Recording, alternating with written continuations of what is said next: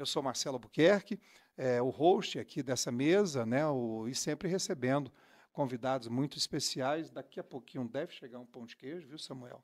Pelo menos assim, eu fiz um spoiler aqui, porque era para ser surpresa, mas eu não sei se está organizado aí, porque tem tempo.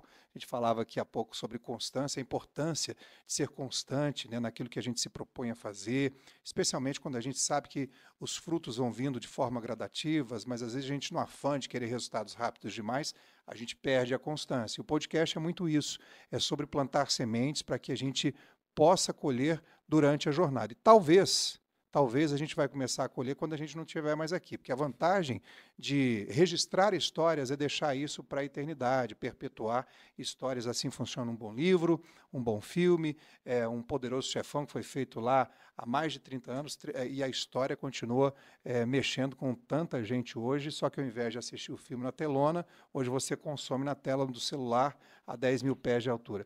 Vem cá, gente. Vem cá, pode vir. Eu falei, ó. Promessa feita é promessa cumprida. Pão de queijo. Amiga. Obrigado, Laila. Laila é a nossa querida que sempre traz aqui um cafezinho no bule para poder receber os nossos convidados. E eu mesmo vou servir, mas sem maiores delongas. Já deixa aqui eu apresentar esse cara. A hora que surgiu a oportunidade, eu já o acompanho através de uma amiga, por meio de uma amiga, uma colega jornalista, que é a Thaís Luquezzi, hoje é a primeira-dama. Né, a dona do camarim, o chefe dela, o chefe dele, a chefe dele, que esse cara é uma sumidade num assunto tão relevante nos dias atuais, onde a gente está vivenciando um choque geracional, a chamada geração raiz, da geração Nutella. Eu quero tratar desse assunto muito com ele hoje. Ele é uma sumidade do assunto, é o cara mais requisitado hoje aqui para falar sobre a relevância, a importância de gestão de pessoas, né, o famoso, o tradicional, o clássico RH, Recursos Humanos, e ele é número 1 no assunto no LinkedIn, principal plataforma de negócios do mundo e de conexão de negócios e profissionais do planeta. Ele é também palestrante, é colunista da revista Exame e top of mind de RH no Brasil. Ele está entre os maiores, em top 5 dos influenciadores sobre gestão de pessoas no país, ou seja, um assunto muito pertinente. Então fica aí com a gente, que você com toda certeza vai dar uma mexida na mente, uma bugada na mente. Nosso objetivo aqui é sempre gerar transformação, e quando a gente começa a gerar transformação na mente, o resto acontece. Adriano Lima, obrigado. Prazer, Marcelo. Deu certo, né? Deu certo. E te agradeço bastante a oportunidade, o carinho. Eu já tenho alguns amigos dessa terra aqui, querida já, né, por Thaís e por outros. E quando eu falei, estarei lá no Curta Mais, o feedback foi muito bom. Então, parabéns pelo que vocês já estão construindo, e é uma honra estar aqui com você e com vocês aí, né? Se você está aí nos assistindo, dá uma força, que eu sei que é importante, dá uma curtida, compartilha aí com os amigos, chama aí outros para assistir esse episódio, que eu tenho certeza que vocês vão gostar bastante, porque a gente está entregando aqui com o coração, com a presença, e como o Marcelo bem falou, né, eu também me considero, me perguntam, né, Adriano, você faz palestra? Eu falei, não, conto histórias.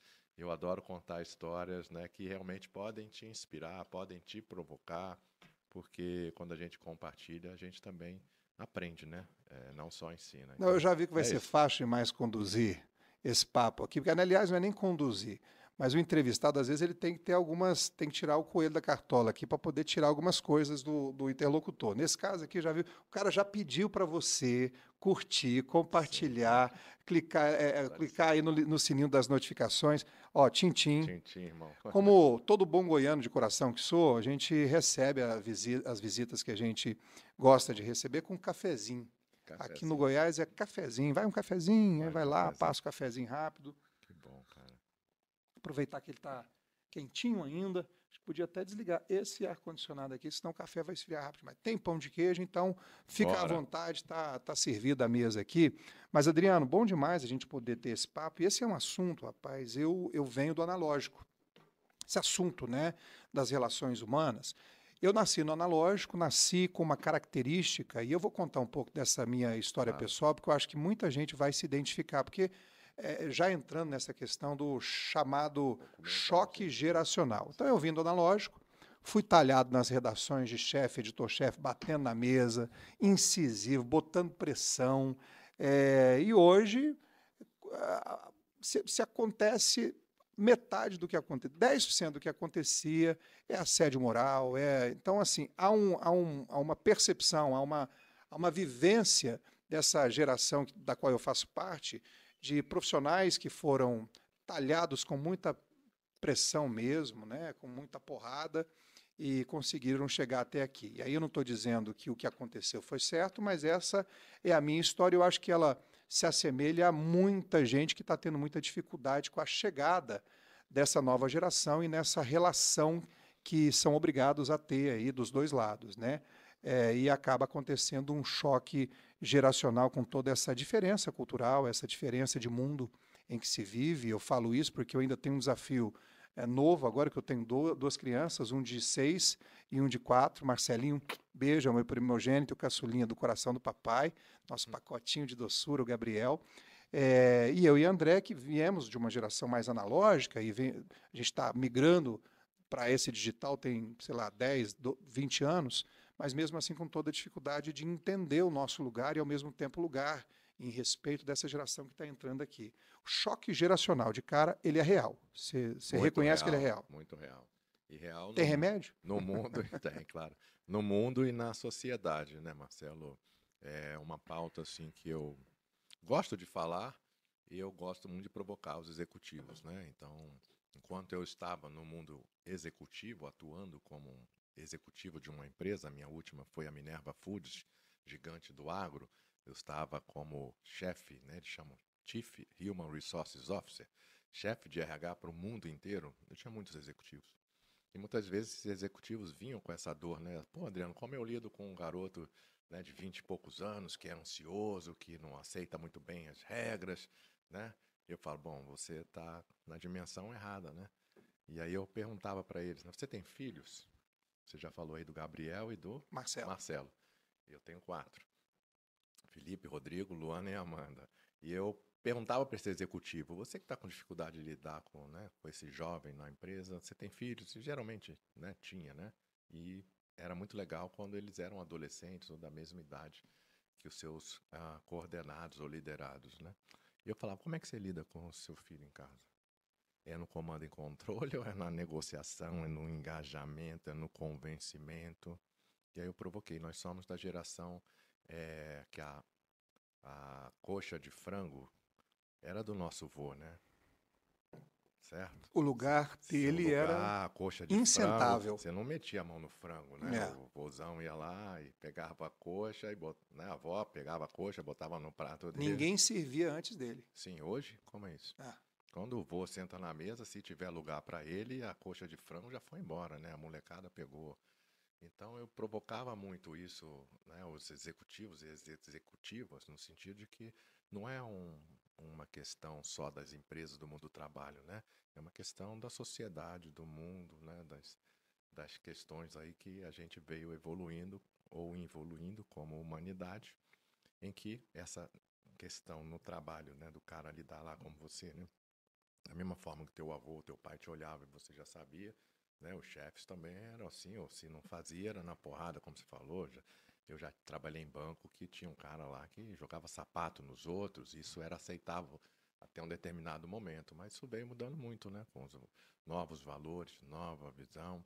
E esses jovens hoje, não é que eles sejam rebeldes, mas é o jeito que eles também foram educados, né? Ou vivem e que acreditam que aquilo ali seja o certo, né?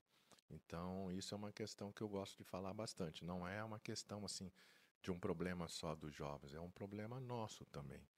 Porque a gente não percebeu as mudanças. Esses jovens hoje no mercado de trabalho, eles querem o quê? Eles querem propósito, eles querem ver sentido, eles querem tentar, né, ter outras oportunidades para outras áreas da sua vida, eles querem carreira, eles querem ascensão, eles querem reconhecimento e cobram muito isso, né? E os gestores, muitos não se prepararam, não para o certo ou errado, mas para uma característica de uma geração que está aí, vem, sabe, muitos vêm bem formados, outros não. Então eu gosto assim de procurar entender, né, o contexto dessas mudanças e como a gente, como gestor, deve se posicionar. Adriano, eu quero entrar nessa questão do propósito, mas antes voltar a essa cena muito peculiar e que tem muita analogia com o que a gente está Tá aqui uma mesa, né? O podcast tem essa vantagem, né, de você consumir o conteúdo on demand, né, sob demanda. Você precisa dar uma pausa e depois você continua ouvindo, né? Então, mas vamos trazer essa analogia desse cenário aqui, como você lembrou aí dos nossos avós, que o avô tinha o lugar dele, todo mundo tinha que esperar o anfitrião, o patriarca, servir primeiro para depois, né, continuar. E havia, de certa forma, uma ordem no sentido cronológico, hierárquico, dentro desse núcleo familiar. E hoje não se vê mais isso, né? Via de regra não se vê mais isso. Então, objetivamente, na sua opinião, como um estudioso do assunto, do comportamento humano, a gente evoluiu ou involuiu nesse quesito de respeito à precedência, quem veio primeiro, de honra, de respeito mesmo? Eu acredito que a gente evoluiu, sim. Evoluiu? Evoluiu, Evoluiu. sim. Claro que nunca temos um mundo perfeito, né? Mas evoluímos bastante. Eu sou um cara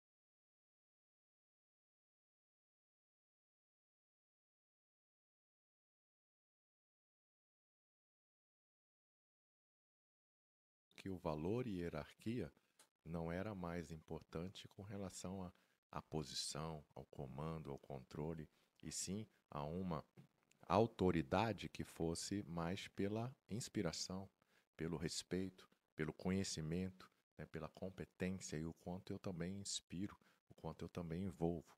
Então, isso, para mim, é uma evolução, sim. Mas há uma tendência, então, nesse sentido, e esse caminho ele é salutar, ele é saudável no sentido de equalizar essas, vamos dizer, esses benefícios, essas vantagens, porque se há um chefe é porque ele tem uma jornada que fez com que ele chegasse até esse patamar. Então, os benefícios em si não deveriam ser diferenciados nesse caso? Benefícios, remuneração, etc. Benefícios, vantagens. Costumam ser, mas pelo que você bem falou, pelo que ele de fato entrega e tem de valor para a empresa, não pela posição em si Não pela ou posição. pela história, né? Porque hoje tudo muda tão rápido. Quando você pergunta assim, quantos anos você tem de experiência, né? Aí você fala assim, 30. E se você está fazendo há 30 anos a mesma coisa, a gente provoca, né? Talvez seja um ano de experiência, porque se você faz todo ano a mesma coisa, essa experiência ela não é tão cumulativa assim. Qual que é a sua formação? Eu estudei psicologia. Psicologia. Uhum. Né? Já é natural, né? Para alguém mas eu nunca, eu brinco, né? Eu só tenho um diploma. Aí eu entrei cedo em empresas e nunca cliniquei, né? Tá, mas foi um estudioso do comportamento comportamental, humano, claro. Né? Não, e como chegar no meio termo, o Adriano? Você disse sobre talvez os excessos, né, dessa analogia da mesa do avô, da autoridade, da figura clara de autoridade ali, onde todos respeitavam primeiro ele, depois a gente. E hoje, de uma mesma mesa, onde o neto não pede bênção mais, está no celular, o avô ouve, nem ele ignora o avô ou o pai, enfim, as mesas de hoje em comparação às mesas de antigamente. Há um meio termo para evitar também esse outro lado, esse outro excesso que está acontecendo hoje? Eu creio que sim, acho que vale para você como pai, né? Para mim, eu tenho, você mandou beijo aí para os seus, vou mandar para minha caçula Amanda, deve estar vendo aí, 18 anos. A caçula tem 18. Sim, e aos 15 anos ela veio morar comigo, né? Então a gente morou um tempo sozinho, depois veio o Thaís. E assim, cara, foi para mim um grande desafio, né? E veio com esse pacote todo, né? De mundo digital, de né, não aceitar só a paternidade pelo meu posto, mas também por eu ser alguém que ela admira, respeita. Então, isso, de novo, eu transfiro para a empresa, né? Então, é importante que a gente que tem empresas hoje, e mesmo em qualquer lugar do país, né, que eu sei que a gente tem diferenças regionais, a gente tem diferenças de tipo de indústria que eu tô, né?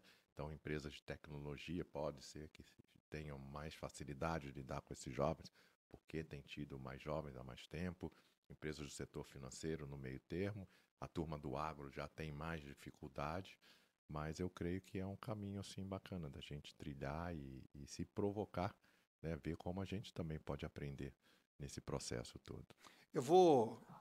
Me ocorreu aqui de trazer à mesa os Titãs. Comida, aquela música clássica dos Titãs, né? A gente não quer só comida, a gente quer comida, diversão e arte. Você tem sede de quê?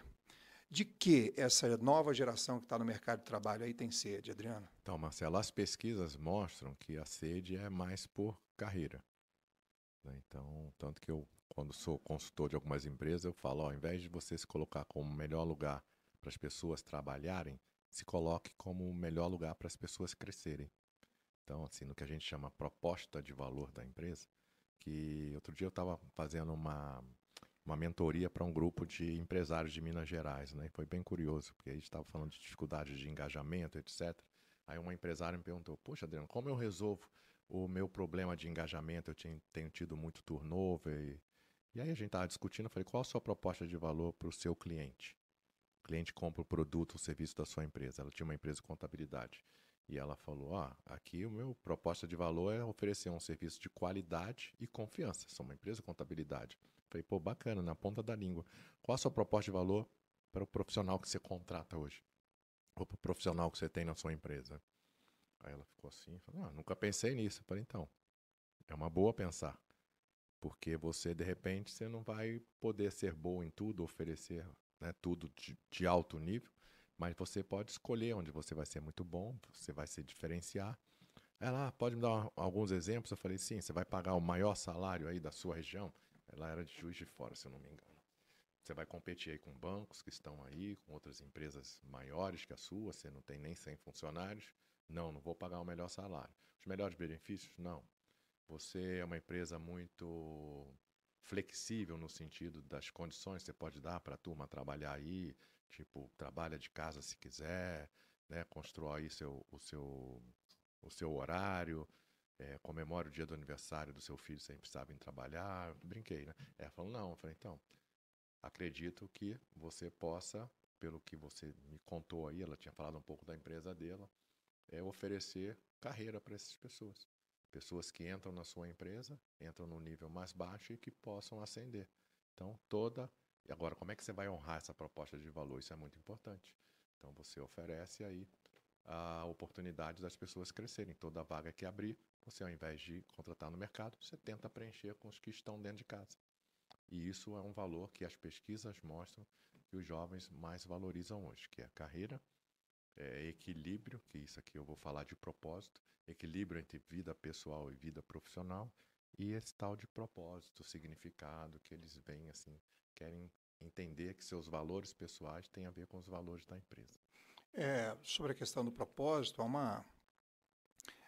uma máxima, né? Não é nenhum, é uma estratégia mesmo, até de retenção de talentos e, ao mesmo tempo, de posicionamento enquanto modelo de negócio no Vale do Silício, entre as startups, hoje, entre as gigantes.com, Tesla, Google, tem os seus chamados PTM, né? Propósito Transformador Massivo.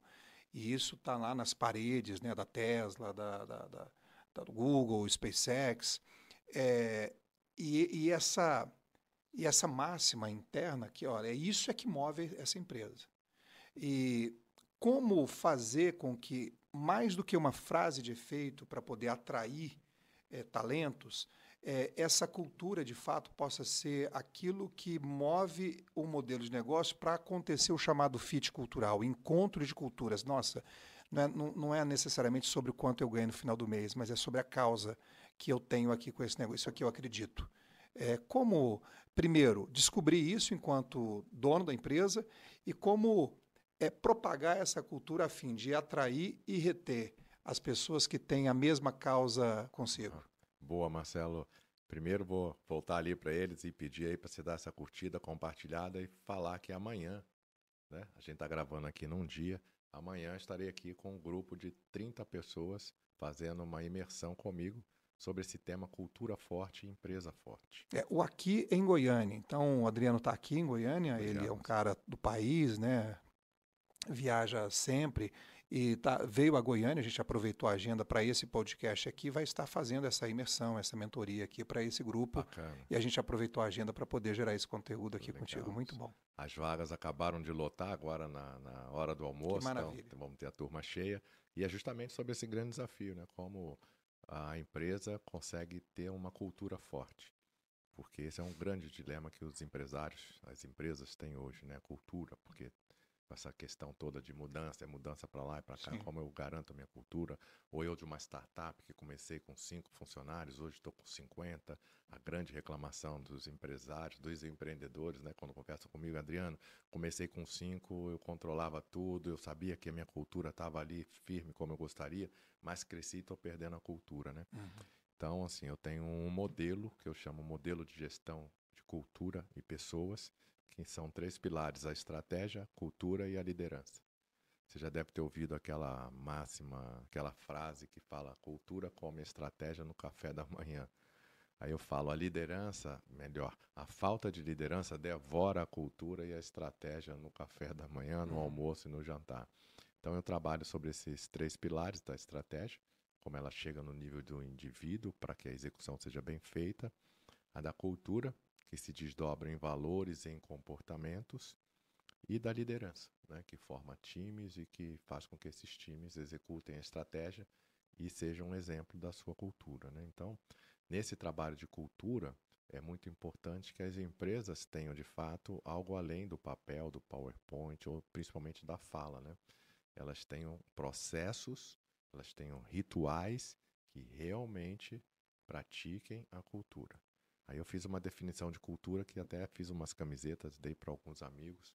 Cultura forte é aquela criada pelo fundador, você é fundador aqui de um projeto, então você cria a cultura. Mas se você tem gestores, você tem, né, líderes, ela é uma cultura forte que ela é criada pelos fundadores, vivida pelos líderes, praticada pelos colaboradores, reconhecida pelos clientes e temida pelos concorrentes.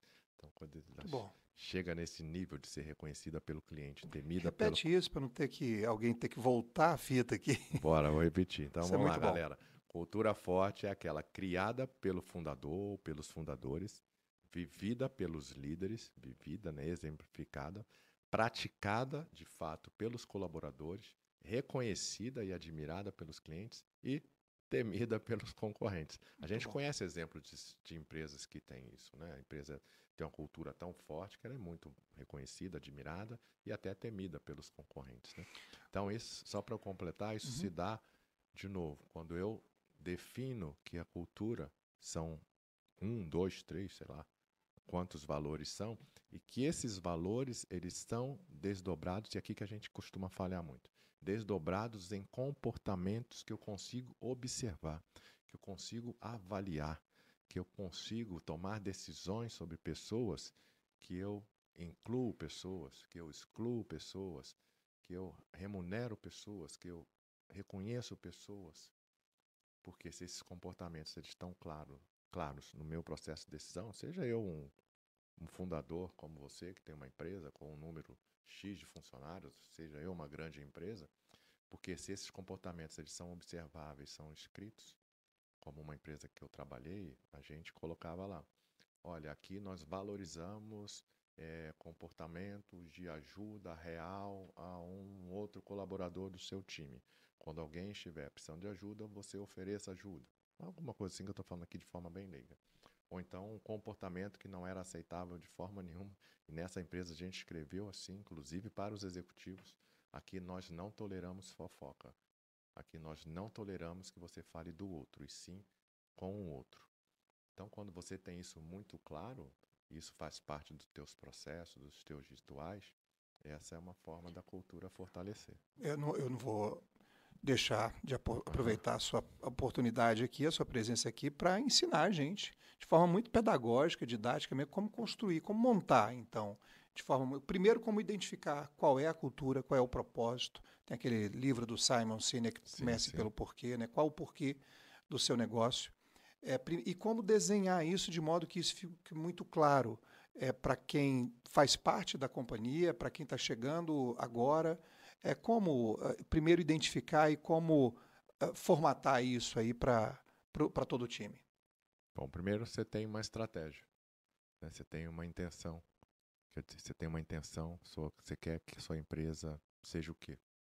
A maior do mercado? Que mercado é esse? Ou a melhor? Ou a mais admirada? Ou a que mais cresce? Ou a que tem os clientes mais satisfeitos? Você, como empresário, né? Você faz uma visão, uma intenção, um sonho. E você vai ter uma estratégia para chegar lá, que é o que você faz.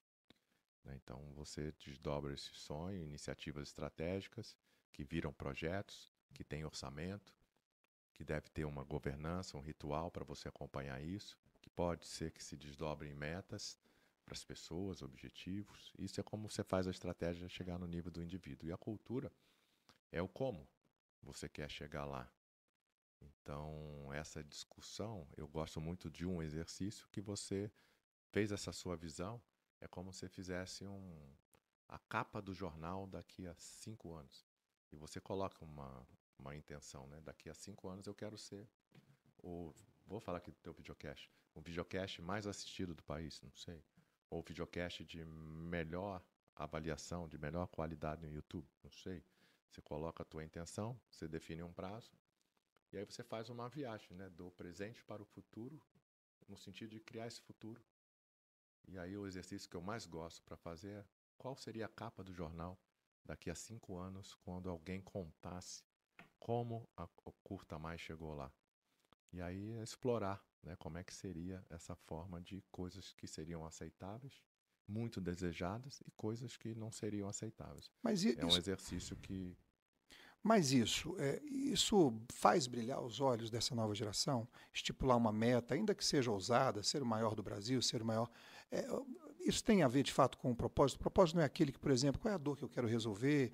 O que eu quero resolver de problema que tem no meu bairro, na minha cidade, no meu estado, no meu país? E, olha, essa empresa nasceu para resolver isso. E isso atrair, fazer os olhos, né, dessa pessoa brilhar, além do boleto que tem para pagar no final do mês, ou isso é filosófico demais, na sua opinião, Adriano? Não, são coisas diferentes, Marcelo, na minha visão. Tá. Né? Quando eu falei de visão e de intenção, é o que a gente consegue mensurar como ponto de chegada. Né? O que o americano chama point of arrival, né? Qual é aquela... É onde eu quero chegar. É minha você meta. quer chegar, é a sua visão. Agora tem o que a gente chama de propósito, que é o porquê a sua empresa existe, ou missão, né? O porquê ela existe, né? Que aí você transformou numa dor ou numa oportunidade, num desafio. E aí a tua provocação é muito boa também, né? Porque como desenvolver isso, como construir isso, para mim é a forma muito bacana de engajar esses jovens ou qualquer profissional, né? Que uma coisa é você, como empresário, você definir aqui, o Curta Mais vai ser isso, você chamar todo mundo, falar, galera, aqui, ó, tive essa visão hoje de manhã e nós vamos ser isso daqui a 5 anos. Talvez alguns se engajem, outros não. Agora você chama a galera e fala, poxa, vamos construir isso juntos? Né? Eu quero fazer um exercício com vocês do potencial que a nossa empresa tem para ser, ou do propósito. Então, essa turma... E o construir juntos muda o jogo, isso, né? Muda o jogo, né? Muda o jogo. Assim, não é aquela coisa imposta de cima para baixo. Esse é meu sonho, essa é minha vida, quem quiser vem. Não, é juntos. É juntos. Perfeito. Cada vez mais, construir isso junto, construir coisas juntos, é o que mais, né, os profissionais hoje vêm demandando bastante. Você falou dos pilares ali, daquela... onde os líderes, né, vestem a camisa da questão da cultura da empresa. Mas eu li em algum lugar, se você tiver essa informação de bate-pronto aí, fica à vontade, mas que há uma tendência também, segundo uma pesquisa, e eu lembro que foi de um veículo com credibilidade que repercutiu essa pesquisa, de que há uma tendência dos jovens dessa geração que está aí no mercado de não querer ser líder, de não querer assumir responsabilidade, de não querer trazer para si a bronca, entendeu? Assim, falou, olha, não, eu quero o meu, quero ganhar o meu dinheirinho para viajar, mas não tem pretensão nenhuma de mandar em ninguém, de liderar nenhum processo. De fato, essa é uma característica dessa nova geração, Adriano? Eu não sei se é uma característica, Marcelo, mas é um fato, né? É um Essa fato. pesquisa mostrou isso. E a gente vai estudar, né? Agora, eu fiz uma outra pesquisa, vou dar um preâmbulo aqui, eu fiz uma outra pesquisa ano passado, com 200 números 1 de RH do Brasil, empresas nacionais, internacionais, perguntei para eles, qual o seu maior pesadelo atual? E 114 responderam. Em primeiro lugar, disparado, falta de líderes, 76,9%. E em segundo lugar, saúde mental, 46%. Tá? Quando você olha para esses números, e eu fui fazer a quali, tem um casamento aí bem maquiavélico, né? Que é não ter líderes e saúde mental. Então, fui estudar um pouco mais isso e comecei a aprender que os gestores ou as gestoras que estão nas empresas, elas não estão conseguindo ser líder. Porque aí vem uma questão importante, né? Eu vou até falar ali para a câmera, porque isso é muito importante. Nem todo gestor ou toda gestora que está numa cadeira de gestão está liderando. Porque liderar não é posição. Liderança é ação, é atitude. E não tem a ver com personalidade, não tem a ver com cargo. Liderança é um conjunto de habilidades que eu posso aprender, posso desenvolver. E aí, quando você vai hoje para os desafios que a gente tem enfrentado, e aqui a gente falou algum, com questões de geracional, questões de inteligência artificial, digitalização, tecnologia que vem impactando muito a forma como a gente toca nossos negócios. Questão de sustentabilidade, né, propósito, questões reputacionais, marca, cliente, competitividade, eficiência, resultado. Ao mesmo tempo em que a gente também, como pessoas, tem os nossos desafios cada vez maiores também, né? De lidar com as nossas próprias questões pessoais, familiar, financeira, de saúde, para alguns espiritual, social. Então, esses caras que estão nessa cadeira de gestão não estão conseguindo se liderar. Como é que vão liderar o outro, né? E isso aconteceu muito, né, com a minha geração, né? Você é um pouco mais novo, mas também. E assim, a principal mensagem que essa pesquisa diz, do que a gente é especializado em pessoas foi estudar, é: esses jovens olham para os seus pais e veem pessoas frustradas, veem pessoas doentes, veem uma série de questões que eles olharam, rebalancearam e falaram: poxa, eu não quero ter essa mesma vida. Se é para ser um gestor, uma gestora, um executivo ou uma executiva, né, com essa, como meu pai chegou, minha mãe chegou, eu não quero. Então, isso é o que a gente mais ouviu nas pesquisas Quali, tá, Marcelo? Pois é, mas e aí? Há uma realidade nesse caso. Como lidar com essa realidade? Porque, de novo, a gente está aqui justificando o que está acontecendo, sem apontar erros no sentido também de apontar soluções para que haja um encaminhamento desse impasse, desse desafio. Então, os jovens olhando para os seus pais, tendo uma influência negativa, tipo, eu não quero ser igual a ele, por isso eu não quero assumir liderança, eu não quero ser líder de nada. Então, há um efeito dominó no estudo que compromete não só as relações pessoais, como também o ambiente corporativo. Mas não vou fazer juízo de valores aqui, certo ou errado, mas se eu for puxar, por exemplo, aqui a questão da constelação familiar, que é um trabalho que, inclusive, é desenvolvido aí em empresas, né? A Apple fez, a Livraria Cultura, acreditando ou não, parece que até para o mundo corporativo essa metodologia psicológica, sei lá se é essa espiritual também tem tido mercado para isso. Um dos preceitos ou um dos princípios da constelação familiar, por exemplo, é respeitar a precedência, ainda que essa precedência não seja tão boa assim. Tipo, olha, eu não concordo com o que meu pai fez, mas se não fosse por ele, eu não estaria aqui. Né? Então eu tenho que honrá-lo, eu tenho que respeitá-lo, eu tenho que respeitar a minha precedência e, acima de tudo, assumir uma postura de gratidão. Eu posso não concordar com as práticas dele, mas eu tenho que amá-lo, respeitá-lo, honrá-lo e ser grato, porque por conta dele, apesar de todos os seus erros, os seus equívocos, eu estou aqui, metade de mim veio dele.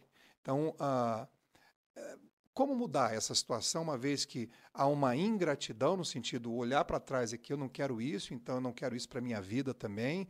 Então, o problema está onde? Está no passado? Está no presente?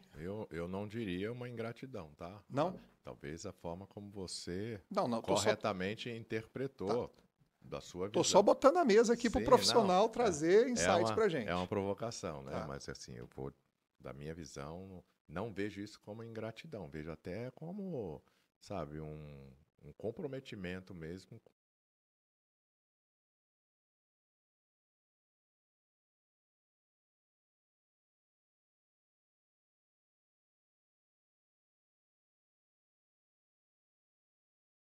De vida pessoal profissional, que eu levantei uma bola 10, 15 minutos atrás, que eu falo, eu não acredito em equilíbrio entre vida pessoal e profissional, porque a vida é uma só existe Perfeito. uma vida, né? A questão profissional ela é uma dimensão da sua vida como as outras. Então, poxa, quando eu falo equilibrar a vida pessoal, a vida profissional, a gente equilibra duas coisas, né? E que são, né, numa balança separadas, e não dá para separar isso. Então, e muitos de nós não cuidamos, né, da nossa questão de saúde, seja ela psicológica, mental, física, social, espiritual. Então, eu acho que as pessoas, né, são responsáveis por cuidarem da sua saúde. Mas esses jovens, e acho que você provocou muito bem, eu me senti provocado, né, no bom sentido, de não só apontar o problema. Minha função é essa aqui. É isso aí. Qual a solução? A solução as empresas estão buscando. Né? Então, assim, deixar claro que esse chamado, né, da liderança e de liderar uma equipe, liderar uma organização, é uma missão importante que vem sendo também remodelada com o tempo, né? E que esses jovens vêm e que podem ter uma oportunidade de ter um conjunto de habilidades de liderança que sejam diferentes. Daqui fizeram, né, jus aí 10, 15, 20 anos atrás. Então, as empresas estão hoje mais preparadas para discutir com esses profissionais questões que antes não estavam. E que talvez tenham aí, para alguns nesse momento de transição, levado à infelicidade, à frustração.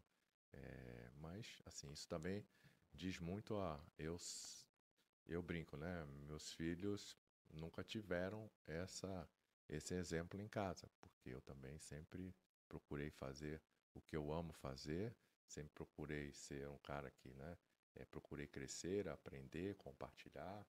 Então, eu acho que isso vai muito também da questão de cada um, né? E errar também, né? Até porque as nossas referências às vezes estão muito pautadas nas expectativas dos heróis da ficção, né? Da Marvel, dos Vingadores, dos heróis infalíveis, né? Sim. E aí quando você olha para o pai, para a mãe, você percebe ali que os heróis são infalíveis também. Isso faz parte da vida, é um processo também de perceber que o erro faz parte do processo de amadurecimento, de aprendizado, que nem tudo é perfeito, que meu pai sim erra, minha mãe errou, nisso, naquilo outro, e reconhecer isso, ser grato pela... Né, e seguir a sua própria vida. Mas me ocorreu aqui agora também a questão de uma nova tendência, Adriano, que são os fundadores, os CEOs de grandes empresas ou mesmo de pequenos negócios aqui, sendo os seus principais propagandistas, os seus principais influenciadores. Né? Vou pegar o maior milionário do mundo, Elon Musk. É a cara dos seus negócios, da SpaceX, da Tesla. Então, ele é o maior garoto propaganda do seu próprio negócio. Isso começou lá atrás com o próprio Steve Jobs na Apple, que era o grande... Era a cara, né? Era o sobrenome da Apple. E hoje você tem, no caso do X também, mas o próprio Mark Zuckerberg, um cara introspectivo, tímido, vem para o palco aí, começa a mostrar o seu lifestyle. Aqui no Brasil... o João Adib, da CIMED, você tem a Luísa Trajano um pouco antes aí com a Magazine Luiza, o Alê da Cacau Show, entre outros nomes aí que entenderam que ser o principal contador de histórias do seu próprio negócio humaniza mais essa marca e pode, inclusive, inspirar essas pessoas a quererem, talvez, serem líderes como esse cara. Talvez esse seja um insight da própria gestão do RH ali, que percebeu isso, uma tendência, e tem orientado esses líderes a irem para o palco dos seus negócios, das redes sociais? Com certeza, Marcelo. Acho que é um bom ponto e é uma das ações que eu creio as empresas estejam tomando para se conectarem com as pessoas. E sejam pessoas, colaboradores, equipe, clientes, investidores, né, decisores. Então, você foi muito feliz aí, acho que nesse ponto, e tem a ver com o que a gente vinha conversando e construindo, né? Essa é uma grande mudança, porque antes esses empresários estavam fechados na sua sala, né, de decisão, aquela famosa frase que o poder é solitário. Isso tem mudado. E por que que tem mudado? Aí tem uma frase que eu acho que ela é fantástica, né? As pessoas cada vez mais compram de pessoas, menos de marcas, menos de produtos. Então, e óbvio, né, que tem o mundo, né, das redes sociais, o mundo, né, das conexões, que também hoje apresenta, né, inspira e vende bastante também, né? Então, eu tive a felicidade de conhecer, de participar de um pequeno grupo com o João Adib, um cara que você citou aí da CIMED, né? Pô, fiquei encantado com ele, porque realmente a forma com que ele vende a empresa dele, e ele fala, e a gente estava falando desse tema de cultura, eu sou o maior embaixador de cultura da CIMED. E eu tenho essa missão de propagar isso para dentro e para fora da empresa, no que diz respeito aos meus colaboradores, aos meus clientes. Então, esse cara tem essa visão. E né? talvez esse seja o caminho aí para inspirar os novos líderes, né, que são hoje escassos no mercado, né, Adriano? A gente está conversando, tem mais de 40 minutos, mas eu quero aproveitar aqui para fazer uma pausa.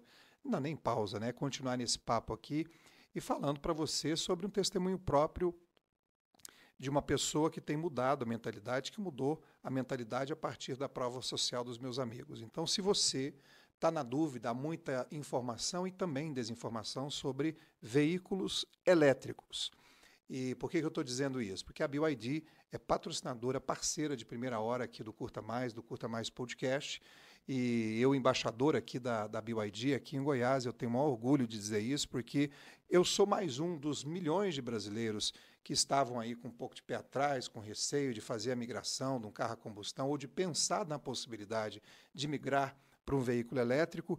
E no meu caso, a tomada de decisão foi super simples. Primeiro, eu fiz conta com combustível, com o meu custo com o meu gasto mensal e a minha logística, se eu fico mais dentro da cidade ou se eu vou para fora, se eu viajo, se eu pego muita estrada.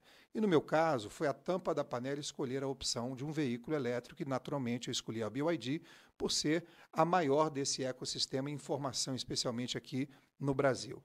E, na dúvida, achando que aqui é uma mera publicidade, pergunte a alguém que tenha um BYD.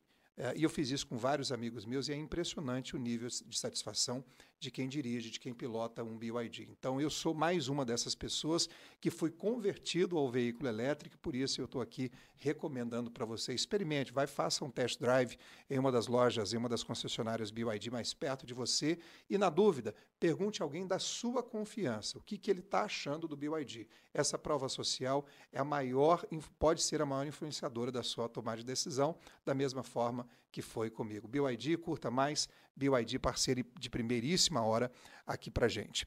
O Curta Mais Podcast recebendo hoje Adriano Lima, uma sumidade para você que pegou pela metade aqui, já aproveite aqui para poder compartilhar esse conteúdo, confirmar lá a notificação, apertar o sininho, me ajuda aí, Adriano, que você está mais antenado nessas coisas do que eu. Como é que é? Assina o canal? Não, Se inscreva aí no canal. Inscreva-se no canal, no videocast, compartilhe, comente aí, né? Faça aí algumas perguntas. Depois eu vou pedir ao Adriano para também se inscrever no nosso canal e, quem sabe, responder diretamente algumas perguntas que surgirem ali no nosso chat. E a gente também está disponível nos principais streamings, né, de áudio preferidos para você, por exemplo, Spotify, Amazon Music e também no Apple Podcast. Adriano, uma coisa que a gente está discutindo aqui é essa questão do choque geracional, mas virando um pouco essa página e pensando aqui das responsabilidades, das obrigações de uma empresa, né, para com os seus colaboradores. Então, você falou sobre a questão dos desafios mentais, né, que é a questão da saúde mental, que é um assunto, é uma pauta do momento hoje, é um assunto que deve ser levado em consideração, mas até onde a empresa tem obrigação no sentido de ajudar um colaborador nesse sentido, efetivamente, né, na questão da saúde, de uma assistência, ou vale a máxima, ema, cada um com seus problemas. Então, olha, deixa os seus problemas da porta para fora da empresa. Aqui para dentro, nossa relação é meramente profissional, que isso tem muito a ver com aquilo que eu te disse da geração analógica, com a geração, né, que foi formada na pressão. E hoje, até onde? Né? E a pergunta é, até onde vai a responsabilidade, as obrigações, os deveres da empresa, por exemplo, nesse quesito da saúde mental? Pô, Marcelo, eu comecei minha carreira no meio da década de 80, né? Já são quase 40 anos de carreira. Comecei jovem, né, como estagiário de recursos humanos, e eu fui treinado a lidar com essa questão. Adriano, você tem que orientar os profissionais, garantir que os profissionais, quando entrem na empresa, deixem seus problemas lá fora. Aqui é local de trabalho. Década de 80. Década de 80. Ainda existe isso, né, em alguns lugares, em algumas situações, mas óbvio que vem mudando bastante. E por que vem mudando? Porque as empresas e os empresários também são inteligentes. Porque eu aprendi na dor que não era só ter a pessoa certa, no lugar certo, com os valores certos, com o incentivo certo, com a remuneração certa, com o gestor certo. Isso aqui está tudo alinhado, não é garantia de que a pessoa vai performar bem, que a pessoa vai entregar os resultados que você espera. Que eu comecei a aprender que a pessoa, quando estava com um desafio familiar, a pessoa, quando estava com um desafio de saúde, a pessoa, quando estava com um desafio financeiro, ela tinha sérios problemas que ela não conseguia se concentrar bem no trabalho para poder performar e entregar os resultados que um gestor, uma gestora ou uma empresa esperava. E aí eu comecei a aprender que, não é só o cara certo no lugar certo. As pessoas também têm que equilibrar e gerenciar outras dimensões da sua vida, em que a empresa pode ter um papel, sim, importante de orientação, de apoio, de ajuda, mas nunca entendendo que o papel da empresa é cuidar das pessoas. Eu falo isso em palestras. Olha, até uns 10 anos atrás eu enchi a boca para dizer, eu como RH eu cuido das pessoas. Eu aqui na empresa eu cuido das pessoas. E eu entendi que não era por aí. Que eu ajudo as pessoas para que elas cuidem delas. Da carreira delas, da família dela, da finança dela, da saúde dela também. É claro que eu posso ter um plano de saúde na minha empresa, isso é uma condição que algumas empresas têm, oferecem, mas quem vai cuidar da saúde é a pessoa.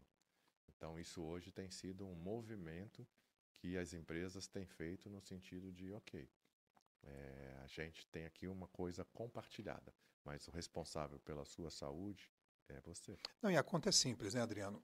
A gente passa mais tempo dentro da empresa do que dentro das nossas casas. Sim. Ou seja, a vida pessoal dessa pessoa, ainda que você não faça essa distinção de vida pessoal e profissional, é tudo uma pessoa só, e eu gosto disso também. Nós somos seres integrais, né, plenos, né? Sim. E entender isso, que a pessoa passa mais tempo no ambiente de trabalho do que na própria casa. Sendo assim, não deixa de ser também a minha responsabilidade em fazer com que essa pessoa tenha um ambiente bom para que ela amadureça, que ela cresça, evolua. E aí eu queria que você deixasse algumas dicas práticas do que fazer para melhorar essa questão ambiental, né,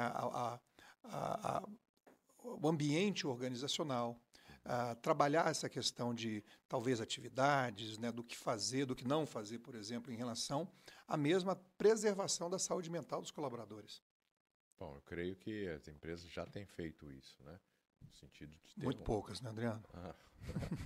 Tem sim.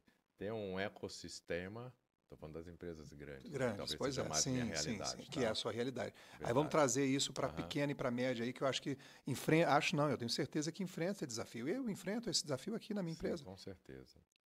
Eu acho que, assim, eu gosto de... Tem várias questões que eu poderia responder, mas eu vou por um caminho aqui. Eu tenho uma definição para liderança, né? Que por muitas vezes eu falei que liderança não é ser perfeito. E é sobre ser exemplo. E de alguns anos para cá, eu mudei isso. Eu comecei a dizer que liderança não é sobre ser perfeito, não é só sobre ser exemplo, é sobre ser humano. E aí é sobre essa questão que eu quero falar com você e com seus ouvintes. Eu empresário, eu empresária, eu gestor, eu gestora. Essa condição de ser humano, né, de respeito, né, de sinceridade.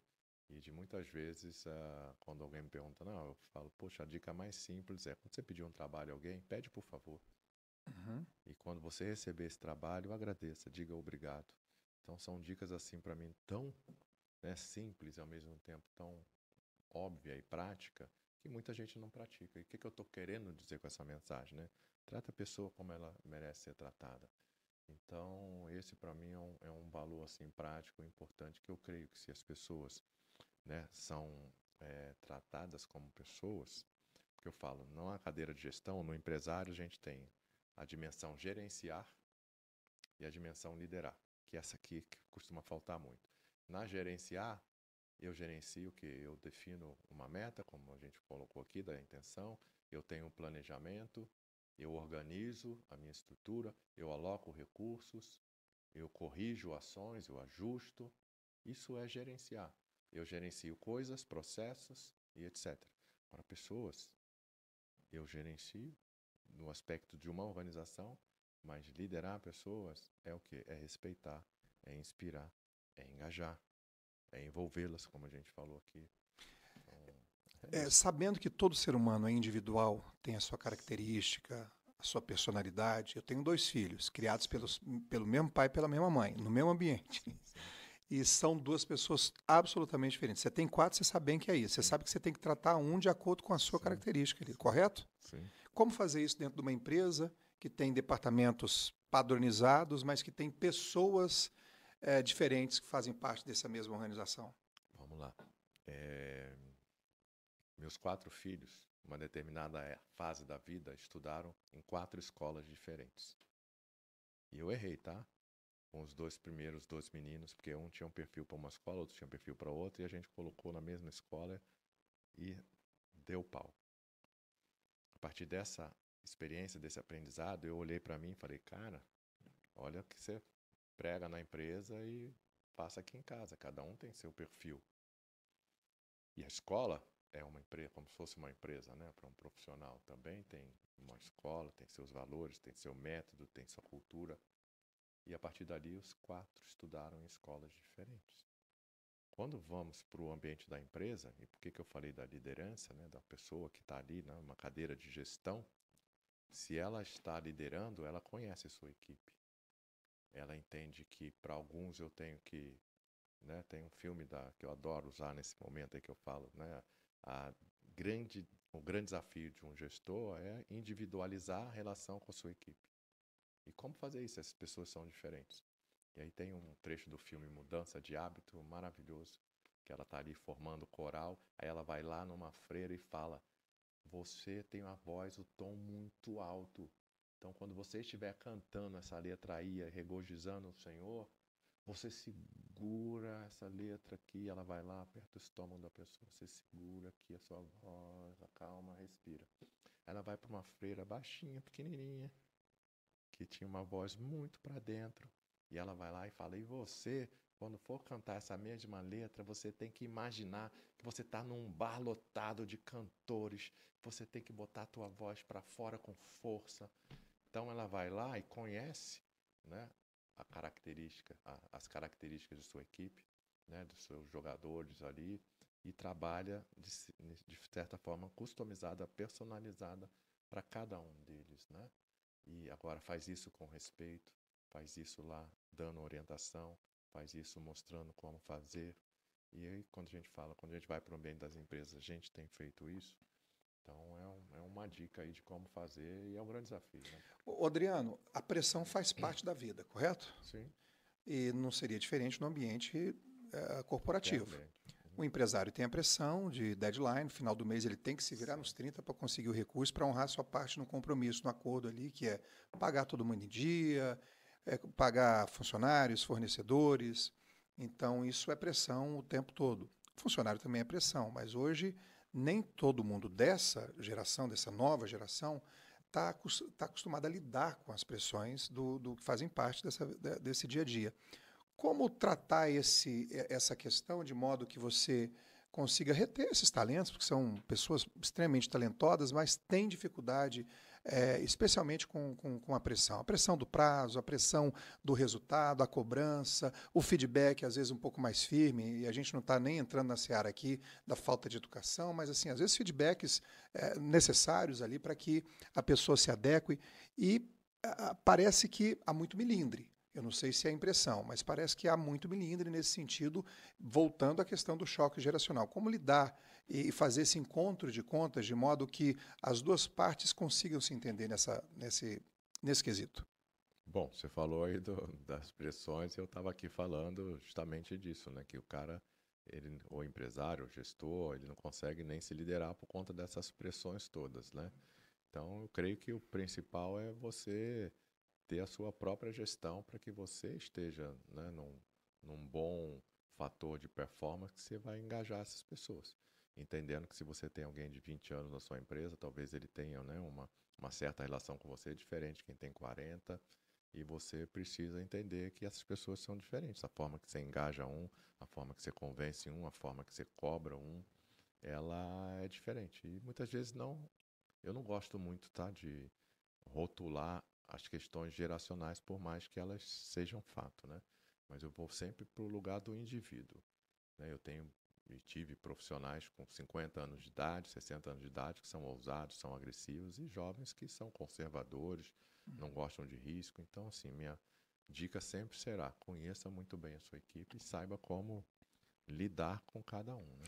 Empresa levantar bandeira. Houve uma tendência recente nisso e parece que está tendo uma certa descontinuidade, um novo momento aí, um reposicionamento nesse quesito. Uma bandeira gay, uma bandeira religiosa, uma causa específica de uma determinada, sei lá, numa guerra, entrar ali e se posicionar, por exemplo, a favor de um lado B ou lado A numa guerra da Ucrânia ou da Rússia, e parece que há uma continuidade. Você acha que empresa deve levantar alguma bandeira, deve defender algum tipo de causa ou se posicionar contra uma determinada causa, por exemplo? Acredito que sim. Se isso tem a ver com seus valores e você deixa isso claro de forma transparente, eu acho que é uma escolha de uma empresa, né, de uma organização, seja ela a decisão de um dono, ou seja uma empresa profissional de capital aberto, de seus acionistas, né? Então, assim, eu acho que a empresa, quando ela se posiciona, ela arca também com as consequências boas ou ruins, né? Eu, como profissional, eu falo, eu não me posiciono politicamente, religiosamente. Então, sempre foi minha bandeira, Uhum. tá? Mesmo que a empresa me pedisse. Eu passei por uma situação, alguns anos atrás, numa campanha presidencial, estava tendo um evento da empresa e chegou um grupo político no evento da empresa, né? E um representante alto desse grupo político me veio me entregar um cartão. Eu falei, desculpa, não posso receber. E o cara até se sentiu ofendido. Eu falei, não, eu sou o vice-presidente de recursos humanos dessa empresa. Eu não tenho posição política, porque eu represento 23 mil famílias aqui. E eu não vou influenciá-los politicamente, é o meu valor. E aí você respeite. Então, assim, essa é a visão que eu tenho, minha, como pessoa e como profissional. Agora, as empresas, esse tema aí a gente sabe, né, que vem ocorrendo principalmente nos Estados Unidos, né? Existe um presidente lá que tomou uma determinada posição. Algumas empresas, de certa forma, né, se posicionaram, algumas por princípio, outras talvez por receios e etc. Né? Quem sou eu para julgar? Mas eu acredito sim que a empresa tem o direito de se posicionar. Agora, quando eu vou e me posiciono, sou contra a bandeira LGBT, eu, de novo, não sei se isso é certo ou errado. A empresa tomou uma decisão e essa decisão vai atrair, vai incluir pessoas que pensam da mesma forma e vai excluir pessoas que pensam de forma contrária. Então é isso que eu sempre falo para as empresas. Você tem o poder da escolha, né? E aí a gente está falando de bandeira, né? A gente está falando de escolha, de Isso. filosofia. Não estamos falando de coisas que não sejam éticas, né? Que não sigam a Criminosas, né? lei, criminosas. Não estamos falando disso. Sim. Estamos falando de escolhas, né? De valores. Então isso eu acho que a empresa tem que ter consciência. E o profissional que está ali naquela empresa e olha e fala, poxa, eu me identifico com isso ou não. E aí também toma a minha decisão, né? Adriano, qual é a maior causa do turnover, da rotatividade e como resolver esse problema?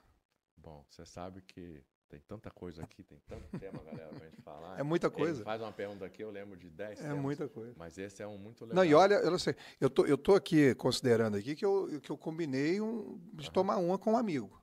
Então eu não vim com nada escrito aqui. Então, Os meus meninos sabem disso. Quando a gente combina uma resenha com um amigo, a gente não, a pauta de hoje é essa. Não, eu só sabia que eu ia conversar com um especialista em RH. Então, eu estou deixando rolar, estou deixando fluir aqui. Depois você vai, no final, me dar a oportunidade de mandar uma mensagem aqui para os jovens também, porque isso é um tema que me preocupa muito hoje, que é a questão da inteligência social relacional, por conta disso aí. Mas falando de turnover, talvez esteja falando para muitos empresários aqui, eu falo ao empresário, o turnover real não é o que mata a sua empresa, é o turnover virtual. Se liga nessa agora. Quando eu vou fazer uma palestra ou outra, eu falo de cultura, eu pergunto, quantos profissionais trabalham na sua empresa? Aí as pessoas vão me responder 15, 20, 120, 1.200, 50 mil, dependendo se é uma empresa gigante. Eu falo, não, a resposta é errada. Hoje, talvez 28% trabalhe bem na sua empresa. Aí o cara fica, como assim? Eu falo, 40% trabalha, mais ou menos, entrega o que é esperado, e 30% não trabalha, não entrega. Esse é o turnover virtual. O cara que já saiu da sua empresa e está na sua folha de pagamento. Caramba. Não é? E aí outro dia eu estava com um empresário, falei para ele estava com um corte de custos ferrado e cortando um cafezinho, cobrando um cafezinho. Claro, criando um puta clima de desengajamento maior do que o que ele já tinha. Falei, quanto custa sua folha? Ele tinha 100 e poucos funcionários. 1 milhão por mês. O pessoal mais, né? Tipo consultoria. Tá bom, 1 milhão por mês. Você está jogando no lixo, com certeza, 30% da sua folha com desengajamento. Faz a conta, 300 pau. Você vai economizar 3 mil reais de cafezinho por mês, você vai piorar ainda essa conta. Então vamos fazer o seguinte, foca aí no que é importante, aí você precisa conhecer a tua equipe, para esse engajamento aumentar, para esse desperdício diminuir, né, da sua folha de pagamento, e às vezes você tem até que ter uma equipe mais enxuta e mais engajada. Aí fiz um exercício com ele, éramos 3, falei, vamos carregar essa mesa aqui? Quantos você paga para a gente carregar essa mesa aqui? Eu pago 2 pau para cada um. Tá bom, 2 pau para cada um, nós vamos carregar essa mesa, vamos levá-la de um lugar a outro e vamos ter um custo de 6 pau por mês aqui na sua empresa. E aí, turma um tá engajado, o outro mais ou menos e o outro desengajado. Vamos tirar esse desengajado e vamos pegar eu engajado e o que está ali trabalhando bem. Vamos ver se a gente consegue carregar essa mesa. E aí vamos levá-la para o mesmo lugar. Talvez a gente tenha que fazer um pouco mais de esforço. Mas ao invés de pagar 2, você vai pagar 2,5 para cada um. Então vou ganhar mais, vou estar mais feliz, vou carregar essa mesa com muito mais engajamento de um lugar a outro. Você vai ter uma equipe mais engajada, vai atingir o seu objetivo talvez melhor do que atingiu antes, e ao invés de gastar 6, você vai gastar 5. Aí ele falou, pô, que bom, que provocação, que não sei o quê. Então é isso. O que mata as empresas hoje, mais do que o turnover real, é o turnover virtual. Agora, o que fazer, né, que eu já entendi que é a sua próxima pergunta, começa pela linha da contratar de acordo com a sua cultura, ter isso muito claro. Se a tua proposta de valor que você definiu, aqui eu vou oferecer um ambiente, poxa, que as pessoas têm flexibilidade para chegar a hora que quiser, que tem responsabilidade com a sua, né, hora, com a sua entrega, que possam ter outras questões aqui nesse ambiente de trabalho. Enfim, você é uma empresa com um ambiente muito flexível de trabalho, que é difícil. Né? Não, isso para isso para parte da equipe vai fazer sentido. Para outra, não. Tem gente que gosta do presencial. E eu já vou emendar essa, né? Pergunta de pós-pandemia, para a gente caminhando já para a reta final aqui. A pandemia obrigou todo mundo a fazer o remoto, né? Então, houve um crescimento assustador de plataformas, de reuniões virtuais e tudo. Então, E houve um hábito, uma mudança de comportamento também na geração de trabalho. E pós-pandemia, há uma tendência também de voltar e da dificuldade de quem acostumou a trabalhar de casa voltar para os seus escritórios. Como lidar com essa situação? O que é melhor já nesse momento agora, depois de passar da pandemia, do pós-pandemia? Hoje, como é que os especialistas, como é o seu caso de RH, percebem isso? Existe um modelo de trabalho melhor? É o remoto? É o presencial? É o híbrido? Ou cada caso é um caso? Cada caso é um caso. E às vezes não. Quase sempre dentro da própria empresa. E acho que você foi muito feliz quando você falou. Isso serve para um grupo ou para outros não serve. Então, assim, dentro da última empresa que eu estava, eu entrei nessa empresa no início da pandemia. E saí ano passado, né? Então, a nossa escolha foi, poxa, eu tenho 80 e tantos por cento da empresa que não pode fazer home office. Que estão lá trabalhando na área de produção, na indústria, né? Uma empresa de carnes, né? Então, estão lá, não tem como fazer. Agora, o restante da empresa, parte, eu poderia colocá-la 100% remoto, principalmente profissionais de tecnologia, e outra parte híbrida, parte em casa, parte, parte remota e parte presencial. Então, essa foi a escolha da empresa. Agora você vai para empresas que têm possibilidade de fazer 100% remoto. E eu tenho um amigo, ele tem uma empresa de educação à distância, né? Era sede no Rio de Janeiro, ele fechou a sede e até hoje ele funciona muito bem. Remotamente. Remotamente. Porque todos trabalham Depende, remotamente. depende muito da natureza Sim, da empresa ou do departamento também. E da cultura que se quer ter, né? Então, assim, do modelo de negócio, da característica da força de trabalho, da cultura. E aí que eu sempre falo para as pessoas, né? Poxa, eu conheço pessoas que falam, não, eu só quero trabalhar no modelo home office, ok? Então você encontra uma função e uma empresa que aceite isso, privilegia. Eu acho, Adriano, permita-me, não sou especialista aqui, mas sou empresário, claro, que tenho as dores também aqui, sofro com isso, então, eu não sei se você percebeu, mas muitas das perguntas aqui são desafios pessoais que eu tenho aqui juntamente com o meu time. E para perceber também que existem formas de você trabalhar essa questão de modo que você, por exemplo, aqui eu tenho uma redação. A redação é natural que as pessoas que trabalham nesse departamento consigam entregar as suas produções de casa. Mas eu acho que o grande desafio nosso, enquanto gestor, dono de empresa, é não criar procedimentos muito claros. Ou seja, a pessoa que está fora, e eu venho de uma cultura do presencial, bater ponto todos os dias ali, do patrão querer me ver ali para saber se eu estou ou não trabalhando, mas o fato é que tem muita gente que está ali, mas não está ali. Como você disse aí, do turnover de 30%. E o que eu percebo é que os procedimentos, com as metas muito claras, olha, você pode fazer o que você quiser, você pode trabalhar de bananeira todos os dias, ponta cabeça, mas me entregue o resultado dentro do deadline, dentro do dia e da data, do horário previstos. Isso aqui é a sua meta. Né? E trabalhar a autogestão, talvez seja um caminho aí para que esse trabalho híbrido ou remoto, que se for o caso, ele consiga ter êxito para os dois lados, ser bom para os dois lados, ser uma conta boa. Porque eu acho que o problema do remoto, eu digo isso vestindo a minha carapuça aqui, é que você entrega esse formato de trabalho, mas não esclarece como é que devem ser os prazos, o que fazer, o que não fazer, quando fazer, até quando fazer. Sim, com certeza. Eu acho que isso é um ponto muito importante para que esse formato de trabalho aí seja bem sucedido para os dois lados, né? Eu queria finalizar aqui contigo, antes aqui de fazer o que a gente costuma fazer com todo convidado, que é um ping-pongzinho rápido aqui, Adriano. Vamos imaginar aqui que você esteja... Eu queria que você deixasse, antes dessa pergunta, você me pediu para te lembrar aqui do inteligência social e emocional, né, para trazer esse assunto aqui para os jovens de hoje. Sim, eu estava há um mês atrás, um pouco menos, não lembro, no Texas, em Austin, na SXSW, maior feira de tecnologia e inovação do mundo, né? South by Southwest, que eles chamam. E eu fui a convite de uma empresa para ser o curador e desenvolver conteúdos. E eu fui muito com a cabeça de focar em inteligência artificial, esse mundo, né, tecnologia. E, cara, a agenda foi sobre isso, mas foi muito sobre pessoas, sobre relações humanas. E aí eu tinha ali, né, a questão inteligência artificial, inteligência emocional, que eu gosto de falar, tem que caminhar muito juntos. E apareceu o conceito da inteligência social, principalmente lá nos Estados Unidos.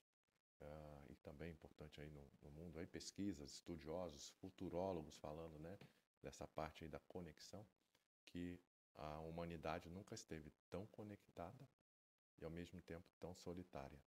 Boa. Então, e isso para os jovens é muito maior. Então, né, o conceito, né, de eu estar conectado, de eu estar me relacionando, isso tem levado aí a situações que as empresas, aí falando do mundo corporativo, estão se preocupando muito. E aí uma pesquisadora criou o conceito de social fitness. Olha só. O fitness de academia, de malhar as suas relações sociais, principalmente aos jovens, de ensinar como se relacionar, como se conectar, Olha só. além do digital. Ou seja, você vai para a academia fazer, né, exercício para ficar mais musculoso, no sentido físico, mas também no sentido social, relacional. E aí as pesquisas mostrando que esses jovens ele não têm amigos. Não sabe como se relacionar. A gente, você tem amigos, eu falo que amigo mesmo, eu conto na palma da mão, mas eu tenho quem eu posso ligar hoje para, cara, esses jovens não têm. Então é uma preocupação, né, que surgiu muito lá e veio aí esse conceito da inteligência social. Depois eu posso até te mandar, agora por favor. Eu esqueci um artigo. Não, saiu esse mês que eu, com esse aprendizado todo, escrevi lá para a revista Exame sobre a inteligência social. E é tão louco isso, das dificuldades dessa nova geração nas relações pessoais, em ter um approach, né, em chegar em alguém, mesmo para uma paquera. Sim, A pessoa tem a facilidade de tentar o match ali nos aplicativos, mas não tem approach de chegar no tete-a-tete ali, de dar uma chavecada, como a gente antigamente fazia, né, Adriano? E há olha a transformação maluca que está acontecendo debaixo dos nossos olhos, do nosso nariz. Existem cada vez mais baladas, boates, casas noturnas. Porque as pessoas não está fazendo mais sentido. A conta não está fechando para o dono da boate, mas porque não tem cliente. As pessoas não estão saindo mais para... a gente vê aqueles vídeos dos anos 80, dançando a lentinha, rostinho com rostinho, a musiquinha romântica lá, não existe mais isso.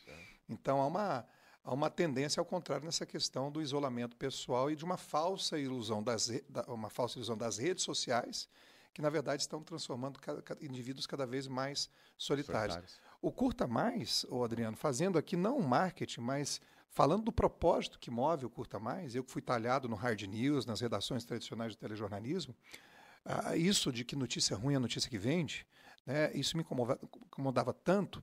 E nos primórdios da internet, quando não havia ainda rede social, a gente tinha um Orkut. Sim. O Curta Mais começou com uma comunidade no Orkut, só contando um pouquinho dessa história. Mas esse nome... foi, na época, muita gente questionou, mas curta, dá impressão de alguma coisa, sem compromisso, de curtir, de curtição e tal.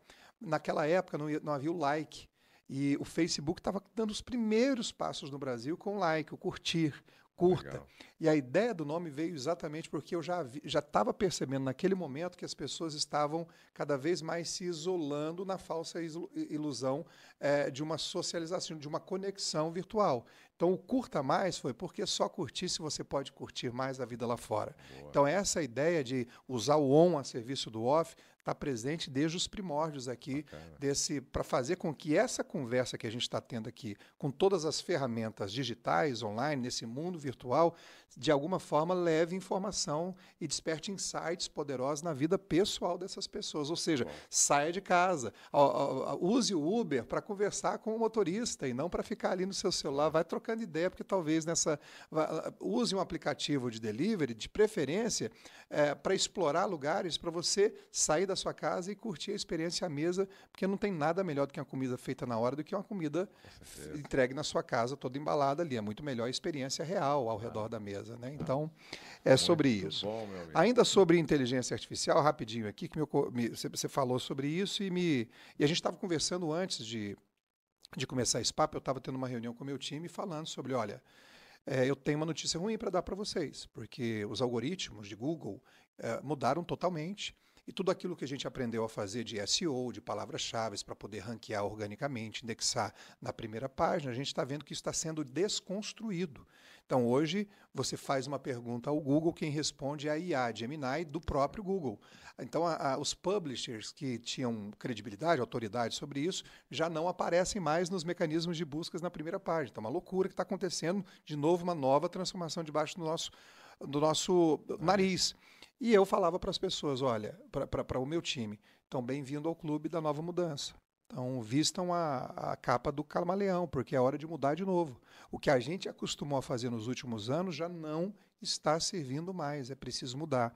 E o que eu estou percebendo, nesse momento onde a inteligência artificial está numa verdadeira guerra, quem entrega uma resposta melhor para prompts ali feitos ali no ambiente virtual, vai conseguir conquistar um lugar ao sol nesse concorrido mercado da IA. E muitas profissões ameaçadas. Sim. Ou seja, consequentemente, muita gente pressionada. E a gente está vendo acontecer debaixo do nosso próprio nariz. Como conviver com a inteligência artificial, com o avanço da tecnologia, primeiro, com as nossas profissões, mesmo aquelas que estão sendo ameaçadas, tipo aquelas listas, 10 profissões que vão acabar com a inteligência, que vão, né, ser eliminadas a partir da inteligência artificial. Como conviver com essa ameaça constante e iminente, por exemplo, da inteligência artificial? Bom, se reinventar? Sempre. É mais um programa de 1 hora aqui, mas vamos lá. Mas rapidamente, aponta um caminho aí. Vou lá. A inteligência artificial não vai roubar o seu emprego, nem a sua empresa. Quem rouba o seu emprego é quem estiver melhor preparado que você, né? Então, quais são as competências hoje quando me perguntam, cara, é adaptabilidade e agilidade. Para a empresa e para a gente, né? Empresário e profissional. Adaptabilidade, porque a gente precisa mudar, não é mudança. Adaptabilidade é porque eu me adapto ao contexto também. Entender que a gente precisa, mais do que mudar, a gente precisa entender o que está mudando. E agilidade, principalmente, né? Que são os mais rápidos que estão aí se adaptando e mudando com agilidade.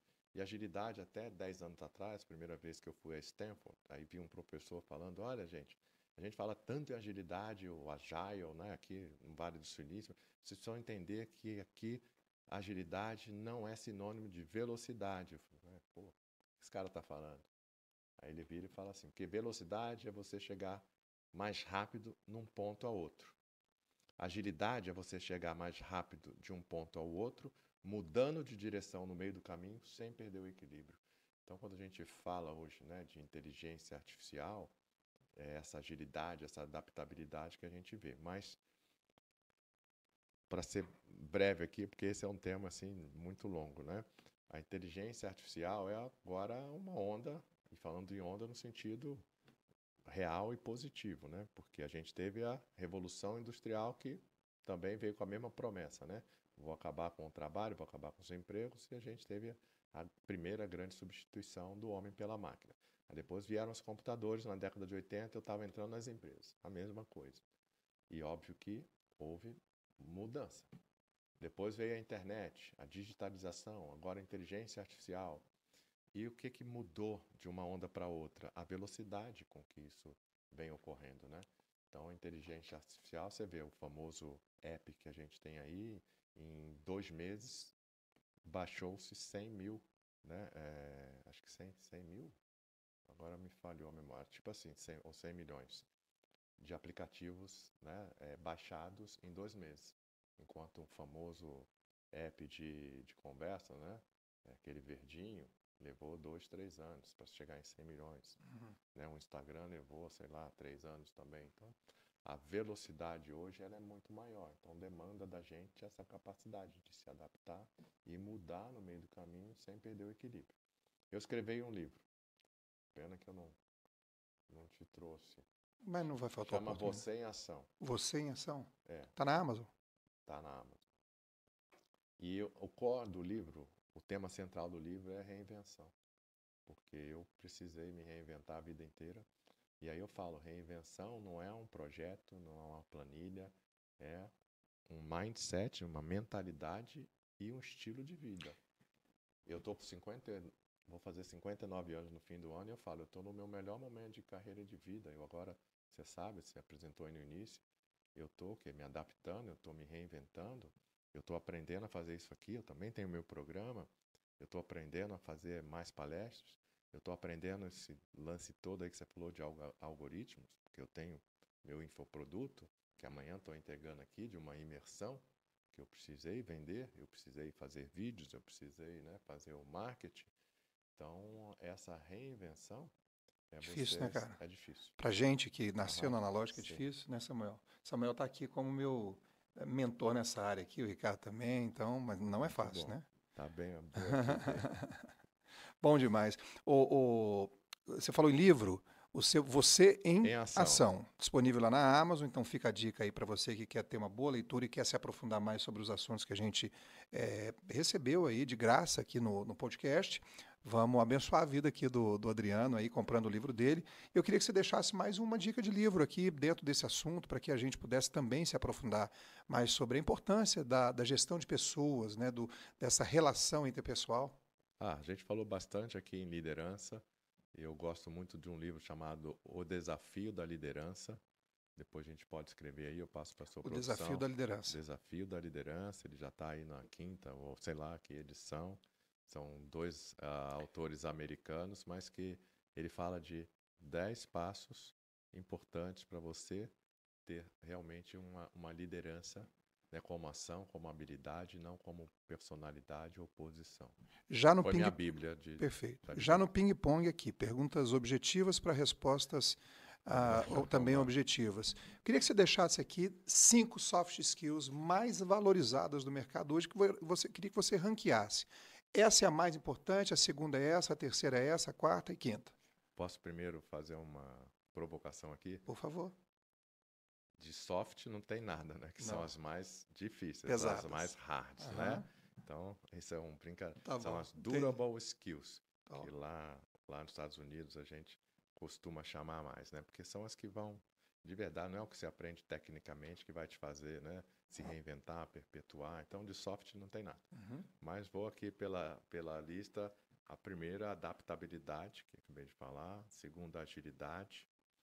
A terceira, liderança. A quarta, habilidade de comunicar. E a quinta, habilidade de lidar com frustrações, né, que acho muito importante. Boa, assim, a vida inteira. Então já anota essas 5 soft skills, que são habilidades pessoais que podem e devem ser desenvolvidas. Perfeito? Tudo isso aí não é sobre dom, não é sobre aptidão natural. São ferramentas, são habilidades que devem ser desenvolvidas, correto? Eu sei que é um ping-pong, mas aí eu não perco a oportunidade de como a gente aprende, galera. Isso é muito importante. Legal. A gente aprende ouvindo, vendo, lendo, mas a gente aprende principalmente praticando, implementando e interagindo. Eu aprendo até aquele ditado, tem alguns que eu acho que são válidos, por mais clichê que seja. Eu sou inteligente quando eu aprendo com minha própria experiência. Eu sou sábio quando eu aprendo com a minha experiência e com a sua experiência. Então, o nível máximo, né, de aprendizagem se dá quando a gente compartilha. Boa. Então, é isso que a gente está fazendo muito aqui. Bom, né? Muito bom. Eu queria que você deixasse aqui Vou fazer aqui um ping-pong com o Adriano. Uma comida predileta. Lasanha. Lasanha. Uma cidade preferida. Paris. E uma cidade para viver. Putz, meu Rio de Janeiro. A Thaís não vai gostar muito, não. Ela gostaria que fosse Paris. E uma cidade para voltar sempre. Voltar sempre? Cara, eu amei agora o sul da França. Não conhecia. Eu dei a oportunidade para ele se dar bem com a mulher. Viu, Thaís? Eu dei a oportunidade para voltar sempre. Era para ele falar. Eu levantei a bola e ele deixou quicar. Mas tudo bem. Era para falar Goiânia. Mas... Me fala aqui, Adriano, uma frase que você gostaria de ouvir de Deus ao chegar ao céu. Putz, valeu, garoto. Que valeu a pena, né? Acho que é isso que a gente tem que lutar. Eu falo muito isso, fazer valer a pena, cara. Então. E agora, essa eu espero que demore muito tempo para acontecer, mas uma frase para sua lápide. Putz. Putz? Só isso, putz. Bem minimalista, sim? Putz. Putz, igual o Papa Francisco Putz, agora. Não, nunca parei para pensar nisso, não. É o momento. Assim, eu sempre procurei mudar, né, assim, minha visão do sentido da minha vida, que já foi assim bastante ser feliz, né, ter realizações. E de um tempo para cá eu realmente quero ser uma pessoa melhor, né, para mim e para os outros. E é muito difícil, né, porque é se desafiar diariamente para isso. Então, assim, nunca parei para pensar nisso, não. Mas então vamos tentar condensar esse pensamento, essa missão de vida, de ser melhor para as pessoas, de ajudar as pessoas. Como é que seria ali uma frase que você perpetuaria ali na sua lápide? Pô, valeu, garoto, também.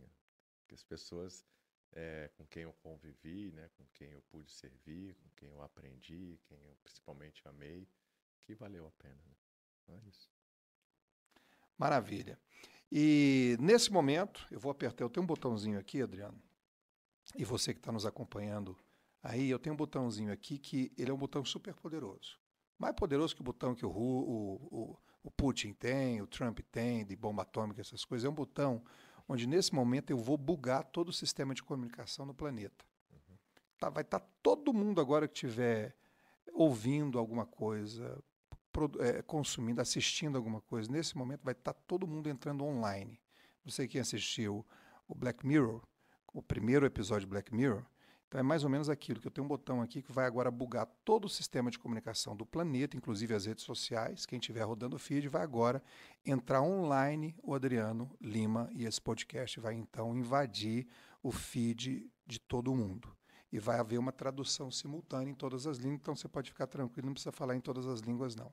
Você vai aqui deixar uma mensagem que você gostaria que todo o mundo ouvisse do Adriano Lima. Só um minutinho. 3, 2, 1. Valeu. Eu vou contar uma história, que é uma história que um garotinho estava na beira da praia, jogando estrelas ao mar. E todo dia ele fazia isso.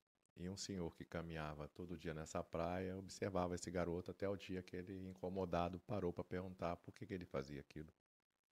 E ele virou para o senhor e falou: poxa, eu salvei essa estrela do mar aqui, porque se ela ficasse aqui na costa, ela iria morrer. Então eu a devolvo ao mar. E ele vira para esse menino e fala: poxa, mas você está se iludindo, porque esse litoral aqui são milhares de quilômetros, né, de distância. E olha quantas estrelas tem ali. Aí esse menino olhou para ele, não respondeu nada, abaixou, pegou mais uma e jogou ao mar novamente. E aí ele virou para o senhor e falou: para essa aí eu fiz a diferença, eu salvei. Então essa é uma história, né, que é uma metáfora que eu procuro seguir para a minha vida. Eu, quando jovem, eu achava que eu podia, né, mudar o mundo. De um bom tempo para cá, eu acredito que eu posso, não mudar o mundo, mas eu posso influenciar um pouco o mundo que me cerca e que eu sirvo, né, com o meu trabalho, eu sirvo com a minha palavra, sirvo com o meu exemplo e sirvo também com meus erros, porque eu sou vulnerável, eu erro e assumo isso. Então, quando eu venho aqui nesse videocast e estou colocando aqui mensagens, aprendizados, eu estou procurando jogar algumas estrelas ao mar. Então é isso que eu procuro fazer assim, no meu trabalho e na minha vida cada vez mais. Pronto? Pronto. Só um minutinho. Voltamos à nossa programação normal. Cada um agora continua consumindo aí onde você estava, mas esse foi o recado do Adriano Lima para todo o mundo. Acredite se quiser, mas foi real, tá bom? Vai viralizar globalmente. Ó, se o Adriano fosse dar uma palestra como essa aqui, valeria uma fortuna. Tá? Então, o Adriano está aqui ofertando o tempo dele, gerando conteúdo riquíssimo. Eu, particularmente, aprendi muito com esse cara.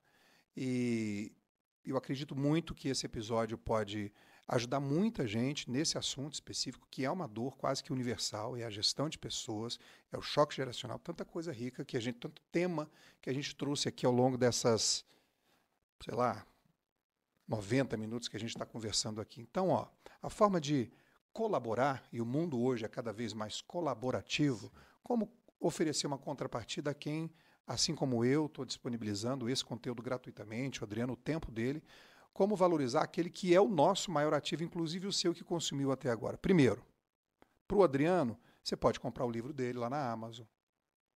Você em Ação. Você em Ação, lá na Amazon, Adriano Lima. Só dá um Amazon lá que você vai encontrar. Deixa seu Instagram aqui. Quem quiser me seguir nas redes sociais, Adriano Lima RH, no Instagram e no LinkedIn. No LinkedIn, eu estou executivo de recursos humanos mais seguido do país. Então, mas eu tenho colocado cada vez mais conteúdos no Instagram, que é uma ferramenta que eu adoro. Então, Adriano Lima RH. Seu infoproduto já está disponível? Sim. Já está? Onde encontrar? Lá no Instagram. No Instagram, então tem lá um linkzinho para você comprar o link, né, o curso do Adriano. Então tem muita coisa bacana. Você que é da área, você que não é da área, que conhece alguém que seja, indique. Mesmo você que quer ter conhecimento sobre o assunto, ampliar o seu conhecimento geral. Então é uma forma de você contribuir com o trabalho, com a carreira aqui do Adriano, que tanto nos abençoou. Acho que essa é a palavra mesmo aqui, com tanto mais tenho feito, conhecimento. Marcelo, palestras também pelo Brasil, que é uma coisa que eu amo fazer. Então, pelo Instagram, então pelo meu site, adrianolimarh.com.br. Você vai ver lá as 3 palestras que eu mais faço e seria muito legal aí viajar mais pelo país compartilhando. Eu sei que ele não veio para isso, mas eu estou fazendo questão de oferecer essa contrapartida. É uma forma da gente fazer com que esse tipo de conteúdo seja passado para cada vez mais pessoas. Então, entra lá em contato, começa a acompanhar, fala que ouviu no Curta Mais, que viu no Curta Mais, que é uma forma de mensurar mesmo essa participação dele aqui. E uma forma de você contribuir e colaborar com o Curta Mais, primeiro é dando preferência aos nossos parceiros, como é o caso da BYD. Pense em ter um veículo elétrico. Primeiro, faça a conta matemática do quanto você vai economizar por mês, por exemplo, de combustível. Segundo, converse com alguém que já tem um BYD. Outra forma é você, primeiro, compartilhar esse conteúdo que fez muito sentido, que está fazendo até agora muito sentido para você, para outras pessoas que você quer bem. O compartilhamento hoje é a ação na internet mais poderosa e valiosa, então é a forma de você oferecer essa contrapartida a esse conteúdo que você recebeu de forma espontânea, gratuita. Você também acompanhar a gente aqui, acompanhar em tempo real, assistir mesmo esse videocast através do nosso canal no YouTube. É Curta Mais, é só dar um Google, Curta Mais YouTube, que você vai encontrar, e se inscreva lá no nosso canal e deixe um comentário para a gente também sentir, ter essa interação com vocês, para sentir onde a gente precisa ajustar, melhorar, cortar, ampliar, se ficou grande demais, se ficou pequeno demais. Esse feedback é sempre importante para que a gente, na jornada, a gente vai fazendo os devidos ajustes. Adriano, obrigado pelo seu tempo. Obrigado você, Foi um prazer te conhecer. Foi ótimo. Tá bom? E beijão na Thaís. Vida longa e próspera aí na sua caminhada, que você continue inspirando tantas pessoas e ajudando as pessoas a se conectarem melhor nas suas diferenças. E assim como acontece num time de super-heróis, cada um tem seu superpoder, mas também tem as suas fragilidades, as suas criptonitas, mas nesse ajuntamento de superpoderes e de fraquezas, a gente forma um corpo capaz, por exemplo, de derrotar um Thanos que é super poderoso. Então, a gente sozinho é presa fácil, mas na manada a gente se fortalece. Então, que você continue inspirando tanta gente aí nessa jornada. Até a próxima. Obrigado, gratidão a você, a sua equipe pelo convite e principalmente a você que esteve aí conosco até agora, né? Vamos nessa, valeu. Obrigado pela qualificada audiência. Espero você no próximo episódio. Tem muita coisa boa aí para trás. Outros episódios nesse patamar aqui, ó. Conversa boa, poderosa para você. Um abraço e até a próxima. Porra. Tem que ir voando. Você é hoje? Ah, não, amanhã. 18 horas tem reunião com a advogada.